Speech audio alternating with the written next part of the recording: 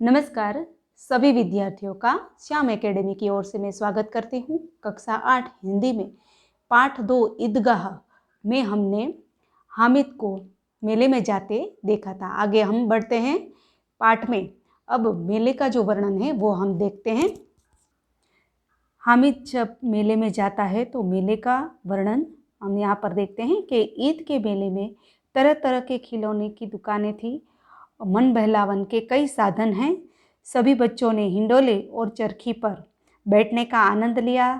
फिर सभी बच्चों ने खिलौने खरीदे।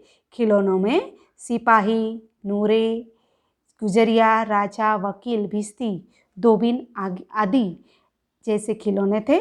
सब बच्चों ने खिलौने खरीदे और मिठाइयाँ खाई। इन सभी के पास जेबों में बहुत सारे पैसे थे, परंतु हामिद के पास सिर्फ 3 पैसे ही थे। आखिर वह भी तो एक छोटा बालक है, उसे भी सारी चीज़ें खरीदने का मन हो रहा था, परंतु उसके पास 3 पैसे ही थे। इसलिए वह सोच रहा था कि मैं क्या खरीदूं। अपने मन को मनाने के लिए वो सोचता है कि इतने महंगे खिलौने मैं कैसे खरीद सकता हूँ। ये खिलौने भी तो ऐसे हैं जो हाथ से छूट जाए तो चूर चूर हो जाएंगे और मेरे पैसे बर्बाद हो जाएंगे। और मिठाइयाँ खरीदूंगा तो मिठाइयाँ तो थोड़ी देर के लिए जीभ का चटोरा है, चटोरा यानी स्वाद है, वो थोड़ी देर के लिए आनंद दे सकता है। यह सोचकर हामिद ने न खिलौने खरीदे और न मिठाई खाई। मेले में आगे बढ़ता है हामिद और जैसे ही वह आगे बढ़ता है तो उसे लोहों से बनी चीज़ों की दुकानें दिखाई दी। दूसरे बच्चों को इन चीज़ों में कोई आकर्षण नहीं था, परंतु हामिद ने एक लोहे की दुकान में एक चिमटा दिखाई दिया और उसे अपनी दादी अमीना की याद आ गई। जब तवे से रोटियां उतारती है उस समय उसके हाथ जल जाते हैं, इसलिए हामिद को चिमटा खरीदने के लिए सूझा। चिमटा कितने काम की चीज़ है। रोटियां तवे से उतार लो, चूल्हे में सेक लो, कोई आग मांगने आए तो झटपट चूल्हे से आग निकालकर चिमटे से दूसरों को दे दो। इस विचार से हामिद ने चिमटा खरीदने की बात सोची। अम्मा रोज़ अपना हाथ चला लेती है, इस विचार से चिमटा खरीदा और चिमटा खरीदने का विचार करके वह दुकानदार के पास गया। दुकानदार ने चिमटे की कीमत 6 पैसे बताई।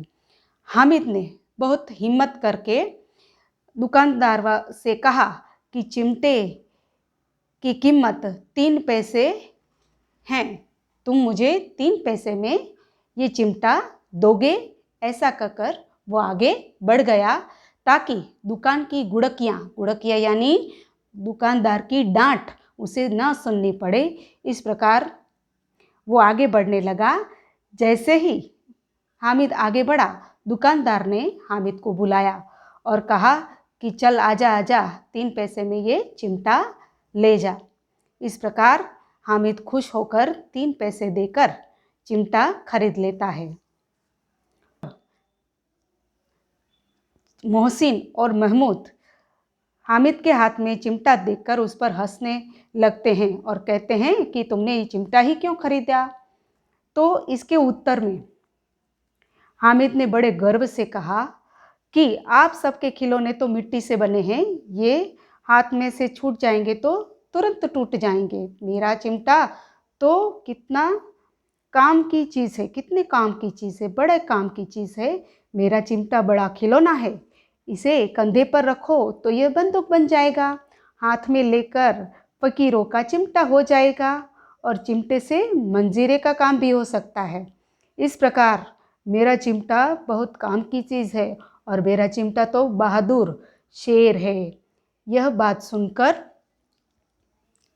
उनके मित्रों ने अपने खिलौने की जगह हामिद से उनका चिमटा मांगा और कहा कि तुम हमारे खिलौने ले लो और हमें तुम्हारा चिमटा दे दो।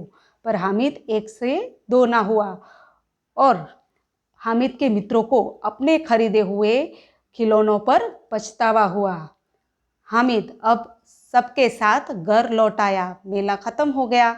उनके हाथ में चिमटा देखकर उसकी दादी अमीना चौंक उठती है। अम्मा यानी अमीना ने सोचा कि हामिद के पास सिर्फ 3 पैसे थे, उनका तो हामिद ने चिमटा ले लिया। यह दिन भर भूखा प्यासा रहा होगा।